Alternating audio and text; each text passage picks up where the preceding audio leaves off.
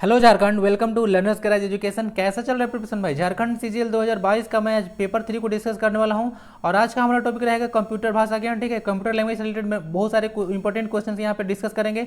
Video का यह part number 4 है। आप लोग 1 2 3 जाकर रिवाइज कर लीजिएगा। आप ठीक है, आपके लिए बहुत ज़्यादा लुक्रेटिव रहेगा जेएसएससी सीजीएल एग्जाम के लिए। ठीक है, आज एज पर द सिलेबस मैं सारा चीज़ यहाँ पर प्रोवाइड करा रहा हूँ रिलेटेड टू पेपर 1 और पेपर 3। डाउट नहीं होना चाहिए। पेपर 1 और 3 का मैं प्रिपरेशन आपको करा रहा हूँ। ठीक, आगे बढ़ने से पहले चैनल को जरूर सब्सक्राइब कर लीजिएगा, आपके एग्जाम के लिए बहुत ज़्यादा लुक्रेटिव होगा।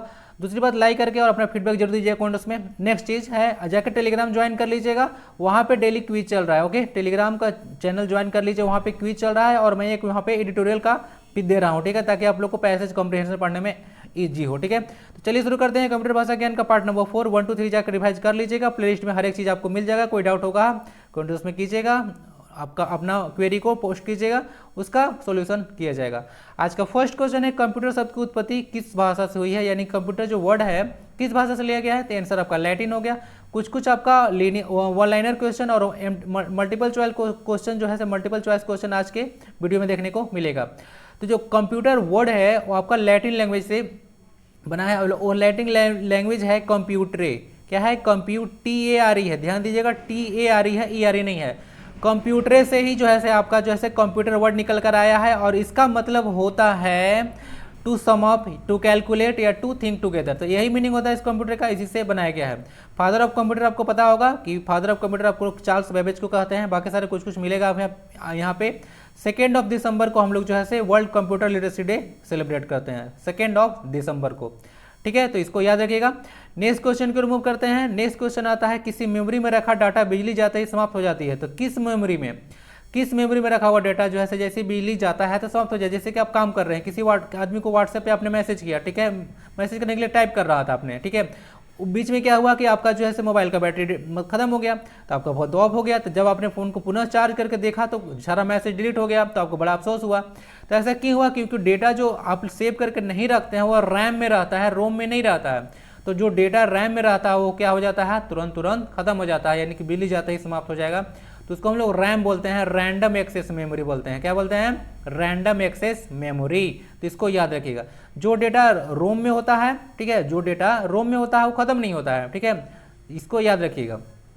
रैम और रोम में कंफ्यूजन नहीं होना चाहिए। ठीक है, रैम को हम लोग और प्राइमरी मेमोरी ही बोलते हैं और रोम को हम लोग सेकेंडरी मेमोरी ही बोलते हैं। क्या बोलते हैं? Secondary memory. इसको हम लोग वोलाटाइल मेमोरी ही बोलते हैं, इसको नॉन वोलाटाइल मेमोरी ही बोलते हैं। ठीक है, तो इसको याद रखिएगा। प्राइमरी, इसको सेकेंडरी, या इसको वोलाटाइल, इसको नॉन वोलाटाइल।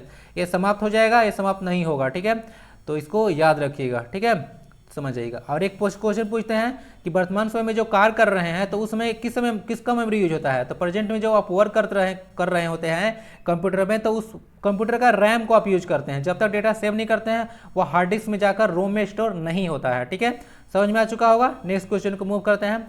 निम्नलिखित में से कौन सा पावर पॉइंट का सही संस्करण नहीं है? ध्यान से देखिएगा। MS पावर पॉइंट में आप लोग देखे होंगे एक application software MS power point है, तो उसमें जो है एक वैलिड एडिशन कौन नहीं है? MS पावर पॉइंट 2007, 2003, 1920 या 2010?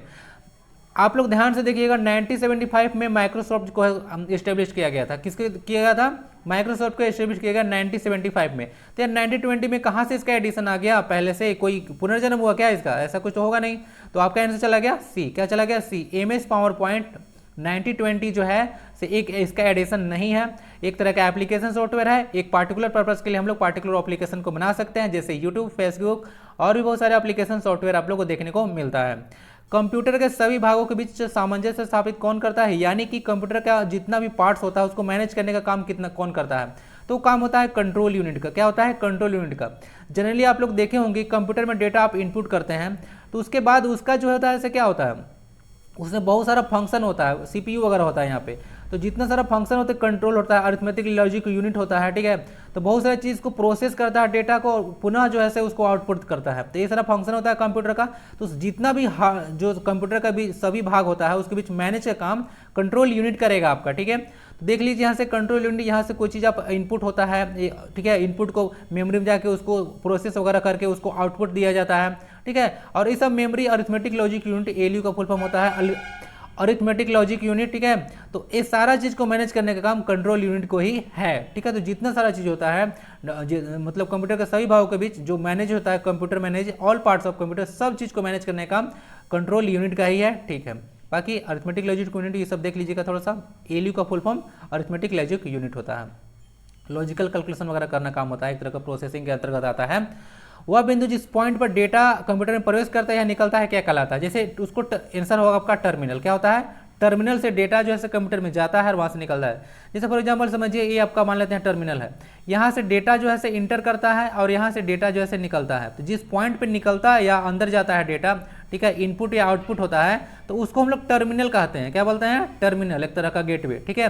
तो आपका आंसर आपका टर्मिनल होगा। जिस पॉइंट पर कंप्यूटर में डेटा आप डालते हैं या वहाँ से डाटा निकलता है उसको हम लोग टर्मिनल के नाम से जानते हैं। नेक्स्ट क्वेश्चन को मूव करेंगे। पावर पॉइंट का वह दृश्य व्यू जिसमें केवल अक्षर दिखाई देता है। बात समझिएगा, मैं पावर पॉइंट के उस पार्टिकुलर व्यू के बारे में बात कर रहा हूँ, ठीक है, डिस्प्ले के बारे में बात कर रहा हूँ जिसमें सिर्फ आपको टेक्स्ट देखने को मिलता है। क्या मिलता है? सिर्फ टेक्स्ट। टेक्स्ट मतलब होता है वर्ड्स वगैरह, ठीक है। तो टाइटल और बुलेट्स मिलेगा सिर्फ। तो क्या होगा? Outline view, note page view, slide sorter या स्लाइड शो। तो इसका आंसर होगा आउटलाइन व्यू। आउटलाइन समझते हैं ना, आउटलाइन किसी चीज़ का खाका तैयार करना, जैसे आप लोग देखे होंगे ना बिल्डिंग वगैरह का आउटलाइन होता है, तो यही आउटलाइन होता है। तो देखिए एक तरह का समझिएगा, इसमें इस माइक्रोसॉफ्ट पावर पॉइंट का एक यहाँ पे लिया हूँ, ठीक है, एक तरह का आउटलाइन ही उसे का भी बोलेंगे, मैं भी उसको आउटलाइन ही बोलूँगा। तो देखिए यहाँ से दिख रहा होगा कि बस एक सैंपल मैंने यहाँ पे ले लिया है कि हमको क्या क्या फंक्शन करना है। बहुत सारे आप लोग को टेक्स्ट और यहाँ पे दिख रहा होगा टेक्स्ट और बुलेट्स वगैरह ये सब आइकन वगैरह दिख रहा है, तो उसको बोला जाता है। तो बहुत सारे जो आपको बुलेट्स और टेक्स्ट सिर्फ दिख रहा है यहाँ पे, ठीक है, बस सिर्फ आउटलाइन है, खाका है कि हमको इस पर काम करना है। बाकी मैंने कुछ यहाँ पे लिखा नहीं हूँ किसके लिए है, ठीक है। तो बस इतना ही चीज़ को करने के लिए हम लोग उसको आउटलाइन बोलते हैं, खाका, ठीक है। बाकी एक स्लाइड शो के बारे में थोड़ा सा याद रखिएगा। बहुत सारा इमेजेज वगैरह को, ठीक है, हम लोग जो है मल्टीपल इमेजेज को जो है कुछ सेकेंड्स के बाद अगर उसको हम लोग एज मतलब बोल सकते हैं कि रिप्रेजेंट करते हैं, एज मतलब डायरेक्ट व्यू देखते हैं, तो उसको हम लोग स्लाइड शो बोलते हैं। यानी कहने मतलब बहुत सारा इमेजेज है आपका में, अगर स्लाइड शो प्ले कर दीजिएगा, ठीक है, तो बहुत सारा इमेजेज एक के बाद एक ऐसे आपको क्या होते जाएगा, दिखते जाएगा। तो उस तरह का जो मतलब कंटिन्यूअस या रिकरिंग व्यू होता है इमेजेज का, ठीक है, कंटिन्यूअस या रिकरिंग व्यू ऑफ इमेजेज, ठीक है, तो उसको हम लोग बोलते हैं स्लाइड शो, ठीक है। अपने आप होने लगेगा अगर इस फंक्शन को ऑन कर दीजिएगा तो, ठीक है। तो होता है स्लाइड शो, ठीक है। नेक्स्ट क्वेश्चन को मूव करते हैं। सिंपल आपने देख लिया। कंप्यूटर में किसी शब्द की लंबाई को किस में नापते हैं? ध्यान दीजिएगा, कंप्यूटर में किसी शब्द की लंबाई की बात कर रहा हूँ तो उसको हम लोग बीट्स में नापते हैं। किसमें? बीट्स में। बीट्स और बाइट्स में कंफ्यूजन नहीं होना चाहिए, यहाँ पे बीट्स है, BITS। नेक्स्ट स्लाइड में थोड़ा सा देखिएगा, ये स्लाइड बहुत इंपॉर्टेंट है आप लोग के लिए, और इसको देखिए। बाइनरी डिजिट होता है कंप्यूटर में, ठीक है, जिसमें एक बिट कहा जाता है। बाइनरी डिजिट को एक बिट ही बोला जाता है, ठीक है। बाइनरी डिजिट को ही बिट कहा जाता है, इसका शॉर्ट फॉर्म है। बिट का फुल फॉर्म बाइनरी डिजिट होता है। नेक्स्ट देखिएगा, एक निबल में 4 बिट होता है। क्या होता है? एक निबल में 4 बिट होता है और एक बाइट में 8 बिट होता है। यहाँ से क्वेश्चन बनता है, कभी कभी क्वेश्चन भी फंसाते हैं ना कि हाफ बाइट बराबर क्या होता है। तो हाफ बाइट देखिए एक निबल के बराबर होता है। हाफ बाइट में कितना होता है? 8 बिट। तो एक बिट में कितना होता है? एक बाइट में कितना होता है? 8 बिट, ठीक है। तो इसका हाफ करेंगे तो कितना आएगा? 4 बिट। तो यानी कि हाफ बाइट को हम लोग निबल भी बोलते हैं। तो यहाँ से भी क्वेश्चन बनता है। बाकी सारा आप लोग को पता होगा, थोड़ा सा पॉज करके देख लीजिएगा। KB, GB, MB वगैरह। कंप्यूटर में का सबसे जो लार्जेस्ट जो मेमोरी होता है, मतलब कैपेसिटी होता है, सबसे ज़्यादा हाईएस्ट मेमोरी कौन होता है? बताइए जरा सा, हाईएस्ट मेमोरी क्या होता है कंप्यूटर का? DB, TB सब क्या होता है ना, तो सब बताइए। GB, TB क्या होता है इसका हाईएस्ट मेमोरी? ठीक है, तो आपका आंसर हो गया। बिट्स में कंफ्यूजन नहीं होना चाहिए। शब्द की लंबाई को नाप रहे हैं हम लोग, कैपेसिटी की बात नहीं कर रहा हूँ। अब आ गया कैपेसिटी वाला भी। कंप्यूटर में स्टोरेज माध्यम की क्षमता, यानी कंप्यूटर में कितना चीज़ स्टोर करने की कैपेसिटी है, उसको हम लोग बाइट में नापते हैं। तो बाइट और बिट में कंफ्यूजन नहीं होना चाहिए। बिट में हम लोग लेंथ नापते हैं, ठीक है, लेंथ नापते हैं किसी, ठीक है, वर्ड वगैरह का, और बाइट में हम लोग कैपेसिटी नापते हैं कि कितना उसमें स्टोर कर सकते हैं। कंफ्यूजन एकदम नहीं होना चाहिए। नेक्स्ट क्वेश्चन को मूव करते हैं। रिप्रेजेंटेशन पेज के लिए प्रयुक्त सही शब्द क्या है? जैसे आप देख सकते हो कि मैं यहाँ पे जो प्रेजेंटेशन बनाया हूँ, ठीक है, तो यह मेरे पास बहुत सारा आप तो देख रहे होंगे पेज है। क्या है? पेज है। तो इस तरह के जो कंप्यूटर में रिप्रेजेंटेशन बनाने के लिए यूज होता है उसको हम लोग क्या बोलते हैं? चार्ट, क्लिप आर्ट, इमेज या फिर स्लाइड्स बोलते हैं। क्या बोलते हैं? आंसर आपका स्लाइड हो गया। तो क्या हो गया? स्लाइड। तो मैं बोलता हूँ ना कि चलिए नेक्स्ट स्लाइड पे देखिए, नेक्स्ट स्लाइड हो गया, बैक स्लाइड हो गया, एक और बैक स्लाइड हो गया। तो इस तरह जितना सारा पेज दिख रहा है आपको, ठीक है, उसको हम लोग स्लाइड के नाम से जानते हैं। कैसे जानते हैं? स्लाइड के नाम से जानते हैं, ठीक है। तो रिप्रेजेंटेशन पेज के लिए स्लाइड वर्ड का यूज होता है। बाकी CAD का फुल फॉर्म आप लोग डायरेक्ट याद रखिएगा, कंप्यूटर एडेड डिजाइन होता है। जैसे कि बहुत सारा चीज़ हम लोग कंप्यूटर में जरूरी पड़ता है, जैसे कि हमको कोई चीज़ का 3D इमेज बनाना है, कोई चीज़ का और भी कोई चीज़ इमेज बनाना है, जैसे कि ट्रिंगुलर ब्रिज में बनाना है, तो बहुत सारी चीज़ों को बनाने के लिए कंप्यूटर एडेड डिजाइन यूज होता है, ठीक है। तो ये CAD होता है उसी का फुल फॉर्म, ठीक है। नेक्स्ट क्वेश्चन को मूव करते हैं। वे युक्तियाँ जो कि कंप्यूटर को चलाने के लिए आवश्यक होते हैं उनको क्या कहते हैं? तो वे सारा युक्ति जो डिवाइसेस होता है जो कंप्यूटर को रन करने के लिए जरूरी होता है उसको हम लोग स्टैंडर्ड डिवाइसेस बोलते हैं। क्या बोलते हैं? Standard devices. बात समझिएगा, कंप्यूटर में थोड़ा सा जनरली कंफ्यूजन नहीं होना चाहिए। कंप्यूटर का जो मेन पार्ट्स होता है उसमें 4 ही आता है। कंप्यूटर का मेन पार्ट्स में 4 ही आता है, CPU, मॉनिटर, माउस और कीबोर्ड। यही 4 पार्ट कंप्यूटर का मेन पार्ट्स कहा जाता है। बाकी सारे जो पार्ट्स आप लोग देखे होंगे, स्पीकर वगैरह, जितना सारा प्रिंटर वगैरह यूज करते हैं, वह सारे कंप्यूटर में अलग अलग फंक्शन को परफॉर्म करने के लिए हम लोग यूज करते हैं, ठीक है। अलग अलग फंक्शन को परफॉर्म करने के लिए यूज करते हैं, तो उन लोगों को पेरिफेरल डिवाइसेस कहा जाता है, ठीक है। तो मेन पार्ट 4 ही होता है, इसको याद रखिएगा। इसके बिना कंप्यूटर में काम आप लोग नहीं कर पाइएगा, ठीक है। CPU, मॉनिटर, माउस और कीबोर्ड। CPU आप लोग को मॉनिटर देखिएगा, मॉनिटर एक तरह का क्या है, एक तरह का आउटपुट डिवाइस है, इसको याद रखिएगा। और माउस और कीबोर्ड दोनों जो है आपका इनपुट डिवाइस है, इसको याद रखिएगा। इनपुट डिवाइसेस आउटपुट डिवाइस से बहुत क्वेश्चन आते हैं, तो समझ गया। वे सारी युक्तियाँ जिनके बिना काम नहीं चलेगा उसको हम लोग स्टैंडर्ड डिवाइसेस कहते हैं। स्टैंडर्ड डिवाइसेस का कुछ एग्जांपल समझ लीजिए, जैसे मदरबोर्ड। याद है ना, मदरबोर्ड आपका फोन का जब खराब हुआ था तो अपने दुकान में ले जाकर उसको क्या करते थे, चलो भाई क्या हुआ है इसमें, तो क्या बोला था ना कि मदरबोर्ड खराब हो गया है तो पैसे लगेंगे 2000 रुपये। तो वही ना, मदरबोर्ड का काम नहीं चलेगा। पावर सप्लाई CPU जो करता है उसके बिना काम नहीं चलेगा। बिना बैटरी कैसे चलेगा भाई, बिना ईंधन के कैसे काम चलेगा? इसलिए तो बोल रहा हूँ आपको, चैनल को सब्सक्राइब कीजिए, थोड़ा बहुत हमको भी सपोर्ट कीजिएगा, तभी ना मैं चल पाऊंगा। CPU होता है ब्रेन ऑफ कंप्यूटर। बाकी बहुत सारा ऑप्टिकल ड्राइव्स वगैरह है, डेटा वगैरह को स्टोर करेगा, ठीक है। बाकी हार्ड डिस्क वगैरह भी है। वीडियो कार्ड है, रैंडम एक्सेस मेमोरी जो कि वर्तमान समय में परफॉर्म कर रहे टास्क के लिए इंपॉर्टेंट होता है, इसके बिना काम नहीं चलेगा। तो होता है रैम, वोलेटाइल मेमोरी जिसको आप बोलते हैं रैम, रैंडम एक्सेस मेमोरी। तो समझ गए, स्टैंडर्ड कंप्यूटर कंपोनेंट्स या डिवाइसेस वही होता है जिनके बिना काम आप नहीं चल सकता है। MS पावर पॉइंट में न्यूनतम जूम सीमा क्या है? जूम क्या होता है? जैसे अभी कोई चीज़ छोटा है बड़ा कर दिए, फिर बड़ा था छोटा कर दिए, तो इस तरह का जो फंक्शन आप परफॉर्म कर रहे हैं, तो ये जो फंक्शन करते हैं उसको जूमिंग कहा जाता है। क्या करते हैं? जूमिंग। और जूम एक तरह का वर्ड है ना, उसका मतलब होता है तेजी से ऊपर उड़ना। क्या करते हैं? जूम मतलब होता है तेजी से ऊपर उड़ना। तो बताइए कि मिनिमम जूम साइज क्या होता है? पावर पॉइंट जो प्रेजेंटेशन बनाता हूँ तो उसमें मिनिमम जूम सीमा 10 है, यानी कि आप किसी भी वर्ड्स को जो है 10 से ज़्यादा छोटा नहीं कर सकते हैं, तो इसको याद रखिएगा। बाकी इसका जो लिमिट होता है 10 से लेकर 500 तक होता है ना, 10 से छोटा नहीं होगा, 500 से बड़ा नहीं होगा, तो इसको याद रखिएगा, ठीक है। MS power point, MS word में भी यही लिमिट होता है, ठीक है, तो इसको भी याद रखिएगा। MS वर्ड अगर पता है ना, MS word, MS power point वगैरह ये सारा माइक्रोसॉफ्ट के द्वारा डेवलप किया गया एक तरह का एप्लीकेशन सॉफ्टवेयर है सारा, ओके। तो इसको याद रखिएगा। मिनिमम कितना है? 10, इसको याद रखिएगा, मिनिमम 10 है। वेतन की गणना करना, लेन देन का हिसाब करना, वस्तुओं का हिसाब रखना या फिर बिक्री इत्यादि का हिसाब रखना, यानी कि आप देखिएगा सारा कि जितना भी कैलकुलेटिंग, सैलरी, ट्रेडिंग, व्यापार वगैरह करने के लिए, आपको बिल वगैरह का रिकॉर्ड करने के लिए, बिक्री वगैरह का रिकॉर्ड्स रखने के लिए हम लोग किसका यूज करते हैं, किस तरह के सॉफ्टवेयर का? तो एक तरह का एप्लीकेशन सॉफ्टवेयर सारा होता है, ठीक है। खाता बुक वगैरह जितना आप नाम सुने होंगे, ठीक है, खाता बुक अपना उसने एक क्या है, एप्लीकेशन है जो कि मतलब बिक्री वगैरह में काम आता है, लोगों को रिमाइंडर भेजने के लिए यूज होता है। तो एक तरह का एप्लीकेशन सॉफ्टवेयर है। क्या है? एप्लीकेशन। मैं बार बार बता चुका हूँ, एप्लीकेशन सॉफ्टवेयर किसी पार्टिकुलर पर्पस के लिए बनाया जाता है, जैसे कि यूट्यूब वगैरह है, ठीक है। यूट्यूब है एक एप्लीकेशन सॉफ्टवेयर है। अब प्ले स्टोर है, वो भी एप्लीकेशन सॉफ्टवेयर है। फेसबुक है, ये भी एप्लीकेशन सॉफ्टवेयर। तो सारा एप्लीकेशन सॉफ्टवेयर के एग्जाम्पल्स है जो कि एक पार्टिकुलर पर्पस के लिए है। सबका पर्पस अलग अलग है, ठीक है। हाँ, एक पर्पस का 2 अलग अलग भी एप्लीकेशन हो सकते हैं, जैसे कि आप लोग पता है ना, जैसे कि बहुत सारा है, जैसे कि एप्लीकेशन सॉफ्टवेयर में आप लोग देखे होंगे क्या क्या, जैसे कि यूट्यूब वगैरह है, ठीक है। तो यूट्यूब पे हम लोग क्या करते हैं, कुछ चीज़ देखते हैं, तो इस तरह से और भी कोई चीज़ हो सकता है, ठीक है, जहाँ पर लोग देखने के लिए यूज कर सकते हैं। सोशल मीडिया साइट, अब देखिए कुछ बहुत सारा एप्लीकेशन होगा देखेंगे, जैसे कि व्हाट्सअप है, तो व्हाट्सअप और टेलीग्राम एक तरह का सॉफ्टवेयर है ना, एक ही तरह का सॉफ्टवेयर, दोनों मैसेजिंग ऐप है। अब तो वीडियो कॉलिंग वगैरह होता है सब सारा से, ठीक है। तो मैसेजिंग ऐप है, तो इस तरह की एक तरह का हो गया। तो अब देखिएगा यहाँ पे व्हाट्सएप हो गया, ट्विटर हो गया, तो बहुत सारा चीज़ यहाँ से देख लेते हैं। यहाँ पे अब यहाँ पे गेम है आपका, इस गेम का नाम क्या है, एंग्री बर्ड, ठीक है। तो एक तरह का एप्लीकेशन है, यूट्यूब वगैरह सारा, स्काइप वगैरह, तो सारा ये सब देख लीजिएगा, सारा एप्लीकेशन सॉफ्टवेयर का एग्जाम्पल है।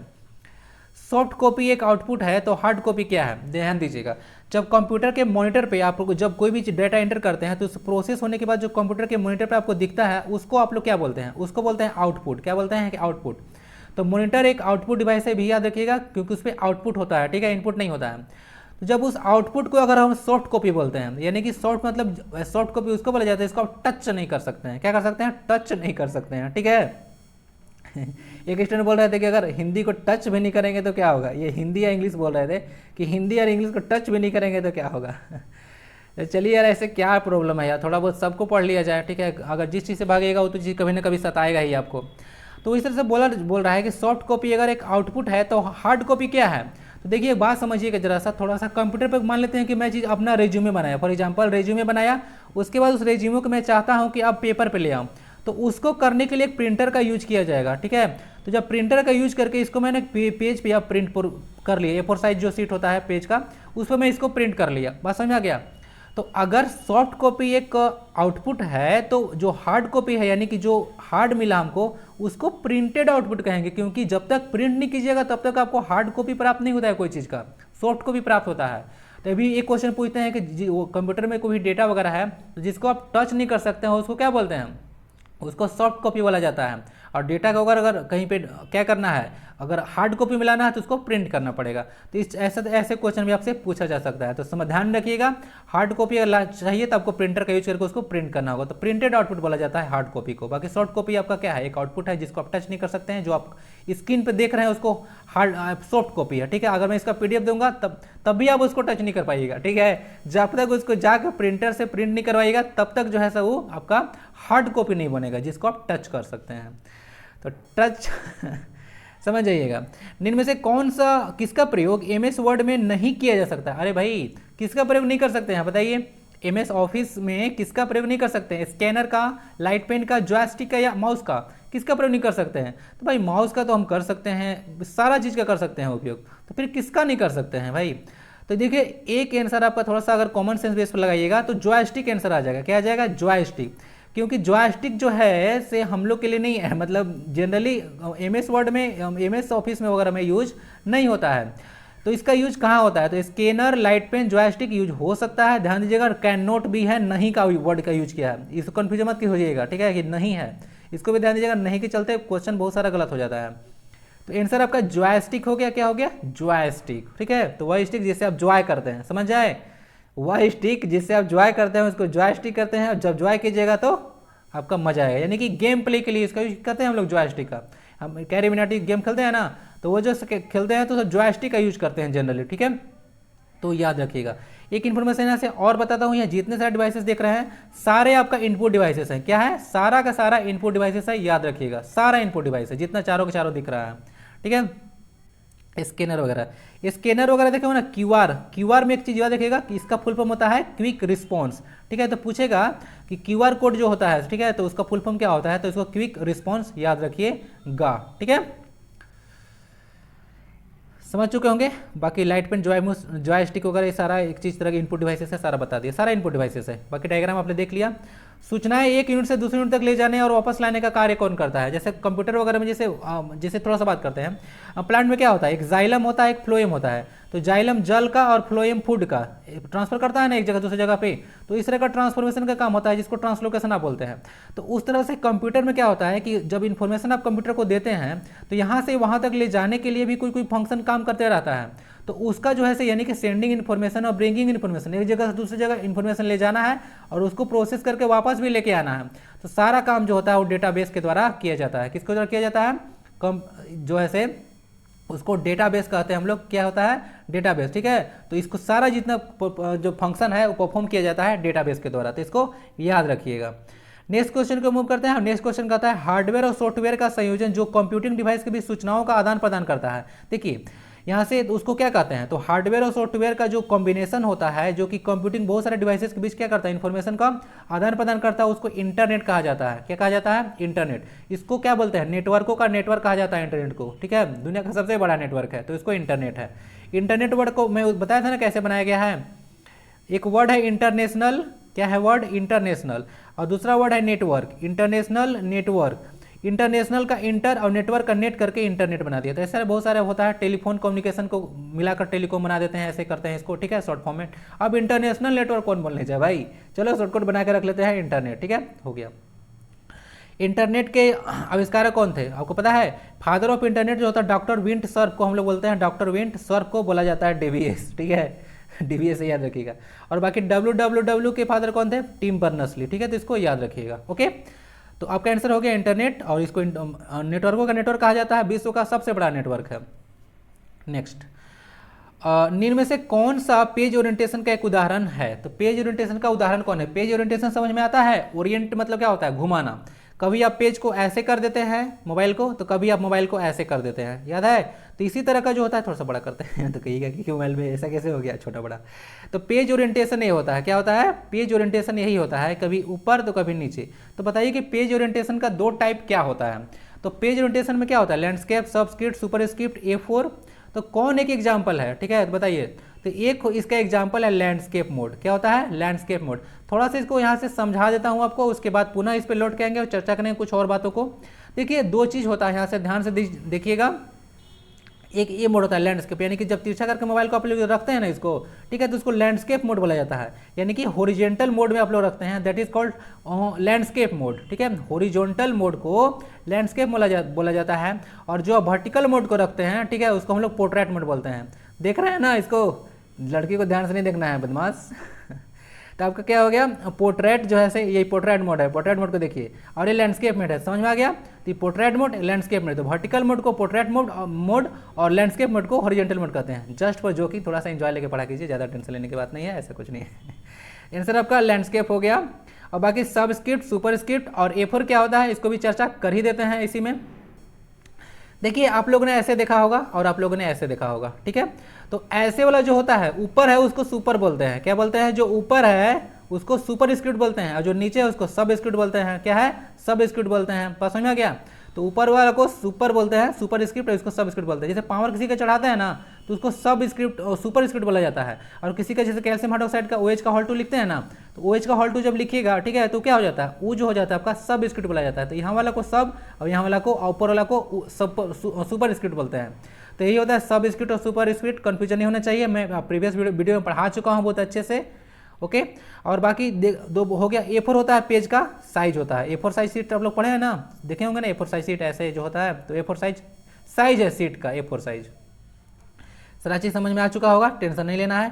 फादर ऑफ पर्सनल कंप्यूटर किनको कहा जाता था? फादर ऑफ पर्सनल कंप्यूटर जो था एडवर्ड रॉबर्ट को कहा जाता है, ठीक है। तो रॉबर्ट जी को याद रखिएगा, यही रॉबर्ट है, स्टीफन रॉबर्ट नहीं है एडवर्ड रॉबर्ट है, ठीक है। तो फादर ऑफ पर्सनल कंप्यूटर इनको कहा जाता है पीसी समझे ना, पर्सनल कंप्यूटर होता है फुल फॉर्म। लैपटॉप एक तरह का पर्सनल कंप्यूटर है। लैपटॉप को लैपटॉप क्यों कहते हैं बताइएगा? बता देता हूँ, नहीं तो सारा क्वेश्चन आप लोग आंसर देते नहीं है। लैप मतलब होता है गोद, तो इसको गोद में भी रख सकते हैं, इसलिए इसको लैपटॉप बोलते हैं। नेक्स्ट क्वेश्चन, वो हार्डवेयर डिवाइस जो डेटा को अर्थपूर्ण सूचनाएं बदल देता है कहलाता है, यानी कि the hardware device that converts data into useful information is called. तो डेटा को जो यूजफुल या जो है आपका जो है मीनिंगफुल इन्फॉर्मेशन में कन्वर्ट करता है उसको प्रोसेसर कहते हैं। आपको पता है ना, CPU सेंट्रल प्रोसेसिंग यूनिट। तो ये सब काम करता क्या है? जो आप डेटा वगैरह उसको देते हैं, तो कंप्यूटर सबसे पहले उसको 0-1 में कन्वर्ट करता है, पता है ना। कंप्यूटर सिर्फ 0 और 1 को ही समझता है, ठीक है, जिसको बाइनरी डिजिट बोलते हैं 0 और 1। तो 0 और 1 को ही समझता है, उसके बाद उसको प्रोसेस करता है, बस समझिए प्रोसेस करता है। तो जितना सारा काम होता है ना, ठीक है, अर्थपूर्ण सूचना में कन्वर्ट करने का काम, वो सारा काम प्रोसेसर ही करता है। क्या करता है? सारा काम प्रोसेसर। और बाकी को पता है CPU को ब्रेन ऑफ कंप्यूटर कहते हैं, सेंट्रल प्रोसेसिंग यूनिट इसका फुल फॉर्म होता है। ओके, तो जितना सारा डेटा होता है उसको अगर यूजफुल इन्फॉर्मेशन या आपको क्या बोलते हैं उसको मीनिंगफुल इन्फॉर्मेशन में कन्वर्ट करना है, काम करेगा प्रोसेसर। प्रोसेसर आपको पता है ना, प्रोसेसर देखा है इंटेल कोर i7 होता है, i5 होता है, तो बहुत सारा कुछ देख लीजिएगा, i5 i7 इस तरह इंटेल का है। तो कहा जाता है कि प्रोसेसर जितना ही ज़्यादा से रहेगा, तो आपको पता है ना कि डेटा को क्या करता है? इन्फॉर्मेशन में कन्वर्ट करने का काम करता है। तो देखिएगा, अगर डेटा जितना ही आपका प्रोसेसर हाई रहेगा ना, आपका फंक्शन कंप्यूटर जो है फंक्शन उतना ही ज़्यादा फास्ट करेगा, ठीक है, समझ गए। मेरे पास i3 का है, तो उतना अच्छा फास्ट नहीं करता है, 3-4 साल हो गए कंप्यूटर का, तो उतना ज़्यादा फास्ट परफॉर्म नहीं करता है। लेकिन i7 वगैरह कर लीजिएगा तो बहुत फास्टली काम करेगा, वो बात समझ में आ रहा है, बहुत फास्ट काम करेगा। तो समझ चुके होंगे प्रोसेसर के बारे में। नेक्स्ट क्वेश्चन है, who is known as the father of computer science. Computer science का फादर किनको कहा जाता है? तो है एलन ट्यूरिंग। कौन है? Alan Turing. तो याद रखिएगा, एलन ट्यूरिंग को फादर ऑफ कंप्यूटर साइंस बोलते हैं। Father of computer Charles Babbage कहते हैं, क्योंकि कंप्यूटर इन्हीं के द्वारा बनाया गया था। फादर ऑफ कंप्यूटर साइंस है, ठीक है, कंप्यूटर साइंस। नेक्स्ट क्वेश्चन है, रेज्यूमे बनाने के लिए कौन सा सॉफ्टवेयर का प्रयोग कर सकते हैं आप? रेज्यूमे बनाने के लिए which of the following software can be use for making resume, ठीक है, रेज्यूम नहीं रेज्यूमे होता है, ठीक है, इसको अच्छा से पढ़िएगा। MS Excel, dev C, COBOL या MS वर्ड, किसका यूज कर सकते हैं? देखिए, रेज्यूमे हम लोग क्या बनाते हैं, बहुत सारा अपना इन्फॉर्मेशन वगैरह लिखते हैं वगैरह, ये सब काम करते हैं। तो लिखने का सारा काम होता है वर्ड में करते हैं हम लोग। क्या करते हैं? माइक्रोसॉफ्ट वर्ड में। MS का मतलब होता है, MS का मतलब माइक्रोसॉफ्ट होता है ना, तो MS वर्ड में हम लोग काम करते हैं। MS वर्ड वगैरह क्या है? एक तरह का एप्लीकेशन सॉफ्टवेयर है। तो बात समझ में आ गया। तो MS वर्ड में हम लोग ये सब रेज्यूम बना सकते हैं, तो आंसर आपका डी हो गया। बाकी MS एक्सेल भी एक तरह का एप्लीकेशन सॉफ्टवेयर है, इसमें बहुत सारा देखिए कैलकुलेशन होता है, बहुत सारा चार्ट वगैरह बनाना है, ठीक है, मतलब जितना सारा मैथमेटिकल चीज़ होता है, टेबल मतलब बहुत सारा आप लोग टेबल वगैरह बनाना है, तो उसका यूज हम लोग कर सकते हैं MS एक्सेल का। बाकी कोबोल एक प्रोग्रामिंग लैंग्वेज आपको पता होगा, कोबोल एक तरह का लैंग्वेज है, ठीक है, प्रोग्रामिंग लैंग्वेज है, तो इसको याद रखिएगा। ठीक है, एक क्वेश्चन आपसे पूछता हूँ जो आपका कौन सा एक लैंग्वेज था, उसको क्वेश्चन पूछना था, क्वेश्चन भी माइंड पे याद नहीं आ रहा है, क्वेश्चन आप लोग से पूछना का कोशिश कर रहा था, अगर याद आएगा तो पूछ लूँगा, नहीं तो छोड़िए।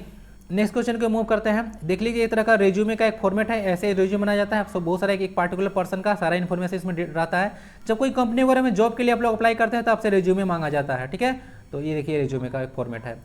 वर्ड स्टार में प्रत्येक पंक्ति कितने अक्षर को निरूपित करता है। देखिएगा, अगर एक लाइन अगर वर्ड स्टार में जाइएगा, ठीक है, एक तरह का जो सॉफ्टवेयर है, तो एक तरह का जो वर्ड स्टार में जाएगा तो एक पंक्ति में टोटल कितने अक्षर मिलेंगे, तो इसका आंसर 65 हो जाएगा। क्या हो जाएगा, आंसर आपका 65 हो जाएगा, 65 वर्ड्स आपको देखने को मिल जाएंगे। तो यही सारे कुछ कंप्यूटर के क्वेश्चन थे, ठीक है, तो कैसा लगा जरूर बताइएगा। बाकी थैंक यू वेरी मच। बाकी इसको चैनल लर्नर्स क्लास एजुकेशन को सब्सक्राइब कर लीजिएगा फिर तो, और रिवीजन करते रहिए। मैं सारा यहाँ पे पेपर 1 पेपर 3 प्रोवाइड करा ही रहा हूँ, और झारखंड का भी वीडियो जल्द मिलेगा, ठीक है, झारखंड जो जीके है उसका वीडियो जल्द मिलेगा, टेंशन मत लीजिए। बहुत सारा चीज़ें मैं प्रोवाइड करा रहा हूँ, टेंशन लेने की बात नहीं है, ऑलरेडी मैं बहुत सारा वर्क कर रहा हूँ, ठीक है। टेलीग्राम पे आप लोग जाकर देख लीजिएगा, वहाँ भी कोई क्विज में अच्छे लेवल को प्रोवाइड करा रहा हूँ। तो चलिए, यही सारा चीज़ है, बाकी आप लोग को देख लीजिए क्या करना है। अगर कुछ हेल्प बनता है तो थोड़ा सब्सक्राइब और लाइक करके थोड़ा शेयर कर दीजिए, थोड़ा सा हमको भी हेल्प हो जाएगा, क्योंकि यार चलने के लिए पेट चाहिए नहीं यार। आपका मोबाइल भी है, इतना सारा पैसा लगा के आप लोग मोबाइल खरीदे हैं, अब जब तक उसको चार्ज नहीं कीजिएगा, डेली के डेली चार्ज नहीं कीजिएगा, तब तक नहीं चलेगा, ठीक है। तो हमको भी चलने के लिए कुछ चाहिए, तो सपोर्ट मी, ओके। और देखिए, फ्यूचर में बहुत सोचा था, बहुत हूँ कुछ करने के लिए सोसाइटी में, तो इसी के लिए तो मैं यहाँ पे आया हूँ। जनरली यहाँ पे पैसा कमाने के लिए मैं नहीं आया हूँ, ठीक है। लेकिन हाँ, ये चीज़ अलग बात है कि अगर थोड़ा सा भी पैसा नहीं रहेगा तो आदमी का काम कैसे चलेगा। तो साईं इतना दीजिए, जामे कुटुंब समाए, मैं भी भूखा न रहूँ, साधु न भूखा जाए, तो यही सारा कॉन्सेप्ट पर पूरा दुनिया चलता है। तो सपोर्ट मी और little bit as you can, या एज मच यू कैन। तो चलिए यहाँ पे देखते हैं, बाकी स्वस्थ रहें, मस्त रहें, पढ़ाई लिखाई में व्यस्त रहें। मिलते हैं नेक्स्ट वीडियो में, तब तक के लिए वंदे भारतम।